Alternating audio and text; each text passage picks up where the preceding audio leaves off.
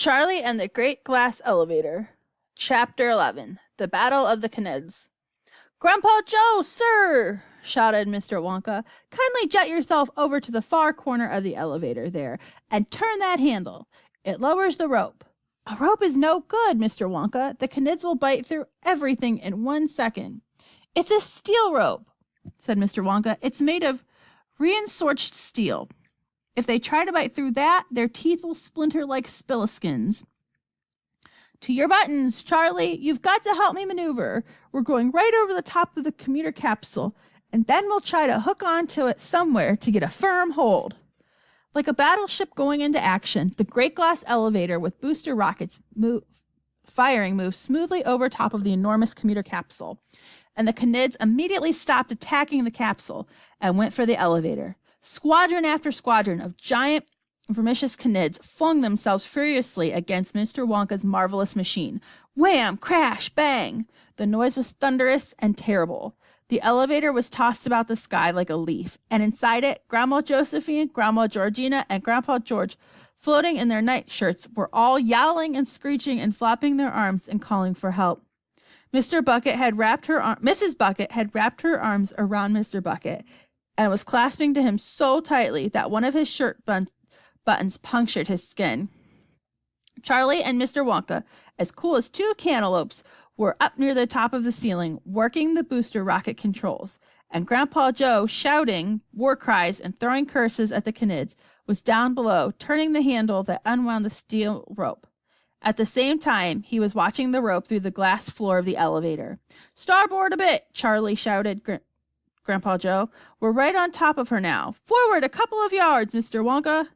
I'm trying to get the hook hooked around that stumpy thing sticking out in front there. Hold it. I've got it. That's it. Forward a little now. See if it holds. More. The big steel rope tightened, and it held.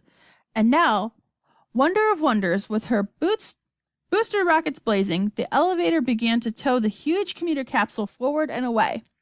Full speed ahead, shouted Grandpa Joe. She's going to hold. She's holding fine. All boosters firing, cried Mr. Wonka, and the elevator leaped ahead. Still the rope held. Mr. Wonka jetted himself down to Grandpa Joe and shook him warmly by the hand. Well done, sir, he said. You did a brilliant job under heavy fire. Charlie looked back at the commuter capsule some 30 yards behind him on the end of the tow line. It had little windows up front, and in the windows he could clearly see the flabbergasted faces of Shuckworth, Shanks, and Showler. Charlie waved to them and gave them the thumbs-up signal. They didn't wave back. They simply gaped.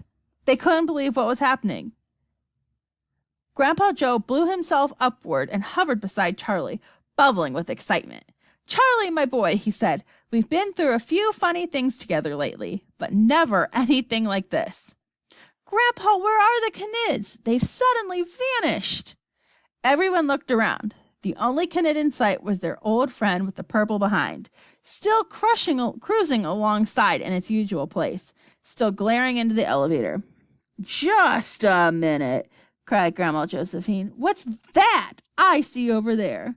Again they looked, and this time, sure enough, away in the distance in the deep blue sky of outer space, they saw a massive cloud of vermicious Canids wheeling and circling like a fleet of bombers. If you think we're out of the woods yet, you're crazy, shouted Grandma Georgina. I fear no Canids, said Mr. Wonka. We've got them beaten now. Poppy rot and pig wash, said Grandma Josephine. Any moment now, they'll be at us again. Look at them. They're coming in. They're coming closer. This was true. The huge fleet of Canids had moved in incredible speed and was now flying level with the Great Glass Elevator, a couple 100 yards away on the right-hand side. The one with the bump on its rear end was much closer, only 20 yards away on the same side. It's changing shapes, cried Charlie. The nearest one. What's it going to do? It's getting longer and longer. And indeed it was. The mammoth egg-shaped body was slowly stretching itself out like chewing gum, becoming longer and thinner, until the end of it looked exactly like a long, slimy green serpent, as thick as a tree and as long as a football field. At the front end were eyes, big and white with red centers, and at the back a kind of tapering tail, and at the very end of the tail was an enormous, round, swollen bump it had gotten when it crashed against the glass. The people floating inside the elevator watched and waited. Then they saw the long, rope-like Kinid turning and coming straight, but quite slowly towards the great glass elevator. Now it began actually wrapping its ropey body around the elevator itself. Once around it went, then twice around, and a very horrifying it was to be, and to see the soft green body squishing against the outside of the glass, no more than a few inches away. "It's tying us up like a parcel," yelled Grandma Josephine. "Buncombe," said Mr. Wonka. "It's going to crush us in its coils," wailed Grandma Georgina. "Never," said Mr. Wonka. Charlie glanced quickly back at the commuter capsule. The sheet-white faces of Shuckworth, Shanks, and Showler were pressed against the glass of the little windows. Terror-struck, stupefied, stunned, their mouths open, their expressions frozen like fish fingers. Once again, Charlie gave them the thumbs-up signal. Showler acknowledged it with a sticky grin, but that was all. "Oh, oh, oh!" screamed Grandma Josephine. "Get that beastly squishy thing away from here."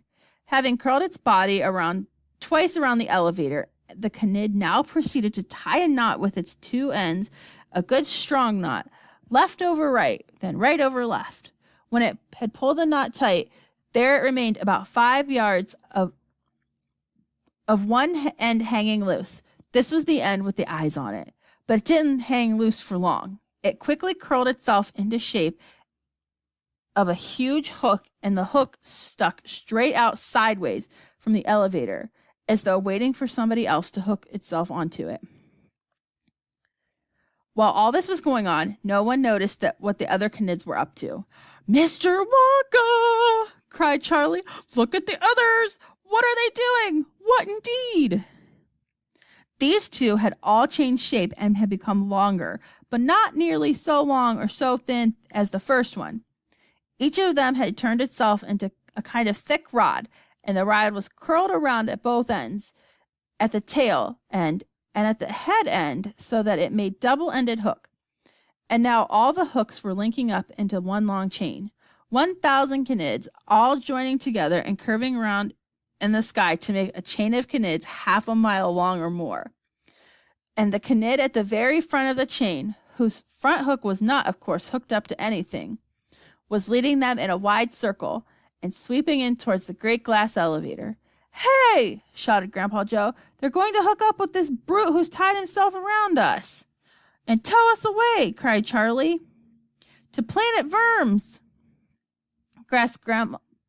gasped Grandma Josephine. 18,427 million miles from here." "They can't do that," cried Mr. Wonka. "We're doing the towing around here." "They're going to link up, Mr. Wonka," Charlie said. "They really are. Can't we stop them?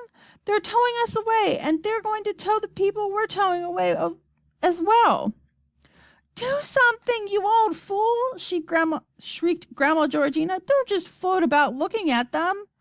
"I must admit," said Mr. Wonka, "that for the first time in my life, I find myself at a bit of a loss." They all stared in horror through the glass at the long chain of vermicious Knids. The leader of the chain was coming closer and closer. The hook, with two big, angry eyes on it, was out and ready. In 30 seconds, it would link up for the hook of the Knid wrapped around the elevator. "I want to go home!" wailed Grandma Josephine. "Why can't we all go home?" "Great thundering tomcats!" cried Mr. Wonka. "Home is right. What on earth am I thinking of? Come on, Charlie, quick, re-entry. You take the yellow button. Press it for all you're worth. I'll handle this lot." Charlie and Mr. Wonka literally flew the buttons.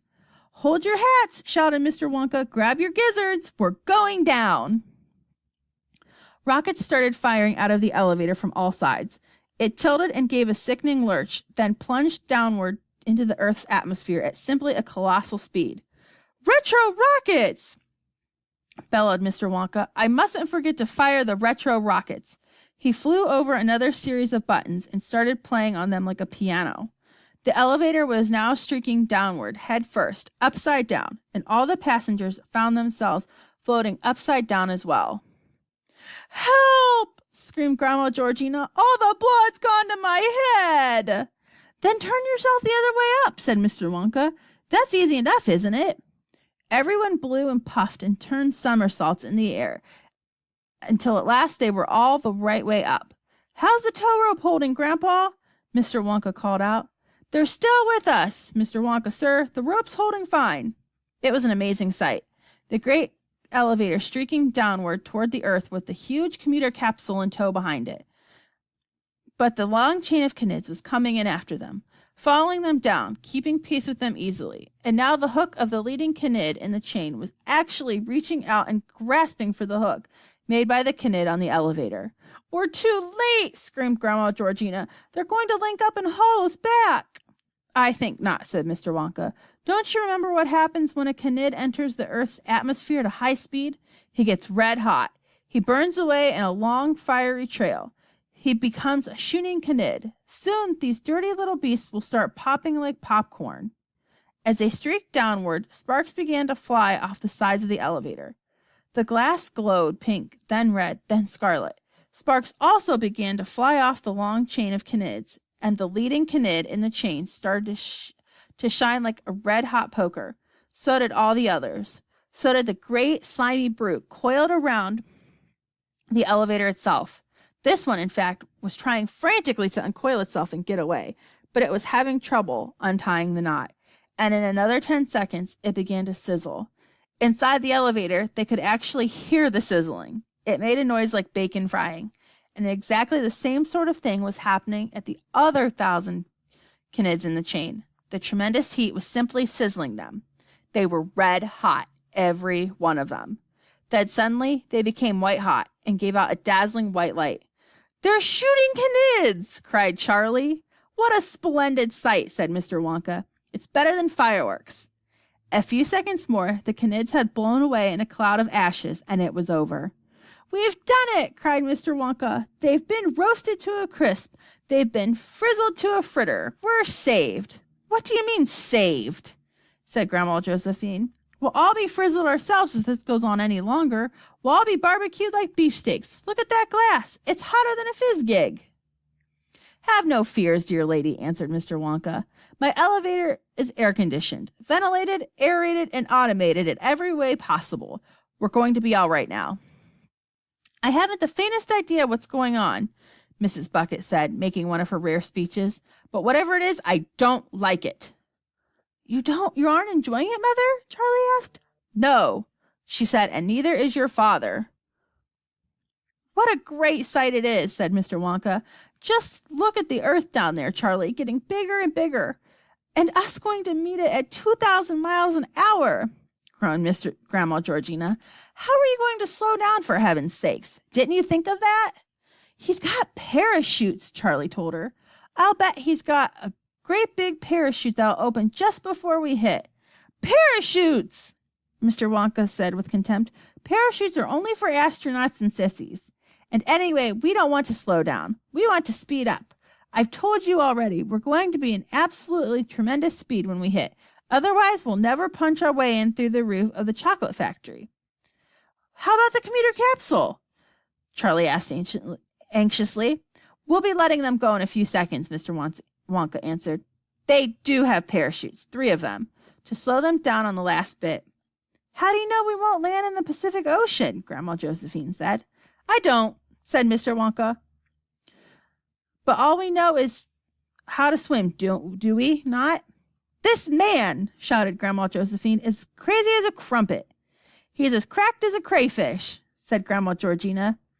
Down and down plunged the great glass elevator. Nearer and nearer came the earth below.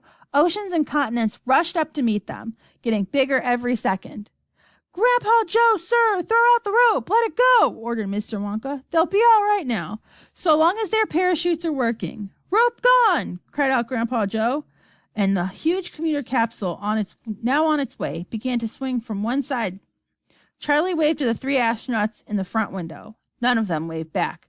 They were still sitting on kind of a shocked daze, gaping at the old ladies and men and the small boy floating about in the glass elevator.